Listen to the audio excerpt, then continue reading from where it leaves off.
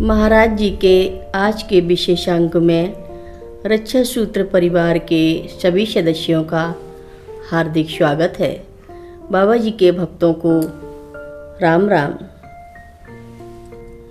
आज नवरात्र का पहला दिन है। आज माता शैलपुत्री का दिन है। ओम शैलपुत्री देव्यै नमः। महाराज जी के एक अमेरिकी भक्त डॉक्टर रिचर्ड एल्पर्ट, जिन्हें बाद में रामदास के नाम से जाना गया, उनके द्वारा लिखित पुस्तक मिरेकल ऑफ लव में अंकित अंजनी के कथानुसार महाराज जी की कोई जीवनी हो ही नहीं सकती, क्योंकि तथ्य बहुत कम, कहानियाँ अनेक। बाबा जी भारत के विभिन्न प्रांतों में अलग अलग नामों से जाने गए, जहाँ पर बाबा जी समय समय पर प्रकट होते और सहसा अदृश्य हो जाते थे। वर्ष 1900 के प्रारंभ में महाराज जी का जन्म उत्तर प्रदेश राज्य के एक गांव अकबरपुर में एक संभ्रांत ब्राह्मण परिवार में हुआ। जन्म के समय पारंपरिक रीति रिवाजों के अनुसार उन्हें लक्ष्मी नारायण नाम दिया गया। केवल 11 वर्ष की आयु में ही उन्होंने घर छोड़ दिया और भारत के विभिन्न हिस्सों में भ्रमण करने लगे। इस भ्रमण के दौरान उन्हें अलग अलग नामों से जाना गया। गुजरात के बबनिया ग्राम में एक तालाब के निकट साधनारत होने के कारण वहाँ के लोग उन्हें तलैया बाबा के नाम से जानते थे।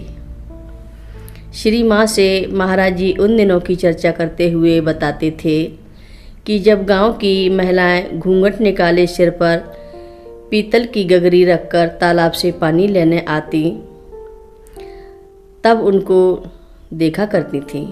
महाराज जी बताते थे कि उनके आने पर वह तुरंत तालाब में कूद जाते और लंबे समय तक जल में ही निमग्न रहते थे। देश के कुछ भागों में महाराज जी को तिकोनिया वाले बाबा तथा हांडी वाले बाबा के नाम से भी जाना जाने लगा था। इस बीच महाराज जी गृहस्थ जीवन में भी लौटे, परंतु कुछ समय बाद ही गृहस्थ जीवन भी त्याग कर चले गए। बाद में पश्चिमी उत्तर प्रदेश के सुदूरवर्ती क्षेत्रों में महाराज जी लक्ष्मण दास बाबा के नाम से भी पुकारे जाते थे। अंततः महाराज जी ने नीप करौरी नामक गांव में प्रवास किया और यहीं से नीप करौरी बाबा के नाम से विश्व विख्यात हुए। जिस प्रकार हवा कब और किधर की बहेगी यह कहना कठिन है, उसी तरह महाराज जी कब और कहाँ गए कहा नहीं जा सकता था। संभवतः 1940 के दशक में महाराज जी ने उत्तर प्रदेश के मैदानी क्षेत्रों में कुमाऊं की पहाड़ियों की ओर भ्रमण प्रारंभ किया। पर्वतीय अंचल में महाराज जी के चरण कमल पड़ते ही यहाँ पर जगह जगह हनुमान जी के मंदिरों की स्थापना होने लगी। प्रायः यह प्रश्न पूछा जाता है कि नीप करौरी बाबा जी कौन थे? क्या वह एक सिद्ध तपस्वी थे जिन्होंने सर्वोच्च सिद्धियों की साधना करके शक्तियाँ प्राप्त की, या वह भी भारत के अनेक चमत्कारी साधु संतों में से एक थे, या फिर वह घर घर के स्नेही पितामह जैसे थे जिन्हें कुमाऊं के बच्चे प्यार से हनुमान बुज्जू कहते थे। ऐसे अनेक प्रश्नों के उत्तर हो सकते हैं। इस संबंध में केवल इतना ही कहा जा सकता है कि जाकी रही भावना जैसी प्रभु मूरत देखी तिन जैसी। महाराज जी अपनी दिव्यता को प्रकट नहीं होने देते थे। जब भी कोई भक्त उनकी अपार शक्ति की झलक मात्र के निकट आने लगता, महाराज जी पल भर में उसकी बुद्धि भ्रमित कर सरलता से कह देते, मैं तो कुछ नहीं जानता। यदि मेरे सामने यह प्रश्न रखा जाए कि नीप करौरी बाबा जी कौन थे, तो मेरा एक सरल सा उत्तर होगा। महाराज जी दिव्य प्रेम के अवतार थे। एक दिन भक्तों के बीच बैठी एक माई से अचानक महाराज जी ने पूछा, तुम क्यों मुझसे प्रेम करती हो? आश्चर्यचकित माई इससे पहले कि कुछ उत्तर दे पाती महाराज जी बोल पड़े, क्योंकि मैं तुमसे प्रेम करता हूँ। उनका यह प्रेम कारण और कार्य के नियम से परे था।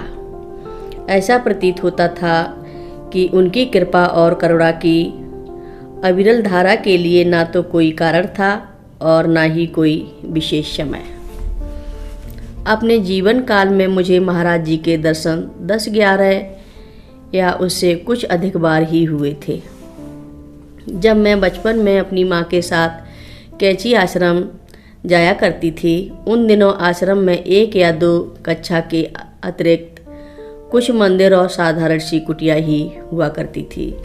मुझे याद है अधिकांश समय महाराज जी बरामदे में बिछे अपने तख्त पर ही बैठे रहते थे। कभी कभार उनका तख्त आश्रम के ऊपर की ओर लगा रहता था। यहाँ भक्तगण उनके चारों ओर बैठे रहते थे। उन दिनों हम लोग आश्रम के लिए अनजाने से थे। एक दिन तेज बारिश होने के कारण हमें कैची धाम पहुँचने में देर हो गई थी। वहाँ पहुँचने पर हमें बताया गया कि महाराज जी का भोग चला गया है, इसलिए दर्शन नहीं हो पाएंगे। जब हम मंदिरों के दर्शन कर ही रहे थे तो एक सज्जन आए और कहने लगे कि महाराज जी बुला रहे हैं। जब हम वहाँ पहुँचे तो हमने देखा महाराज जी अपनी कुटिया में तख्त पर विराजमान थे और भोग का थाल उनके सामने रखा हुआ था। हमें देखकर महाराज जी प्रसन्न होकर बोले, कहाँ से आए? कहाँ से आए? कौन कौन आया? फिर मेरे सिर पर हाथ फेरते हुए बोले, ये किसकी लड़की है? ये किसकी लड़की है? यह किसकी लड़की है?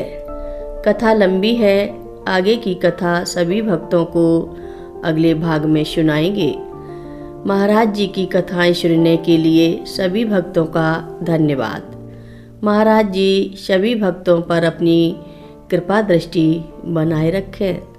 सभी भक्त मिलकर बोलो, नीव करोरी बाबा जी महाराज की जय बोलो, जय जगदम्बा की जय बोलो, शैलपुत्री मैया की जय बोलो।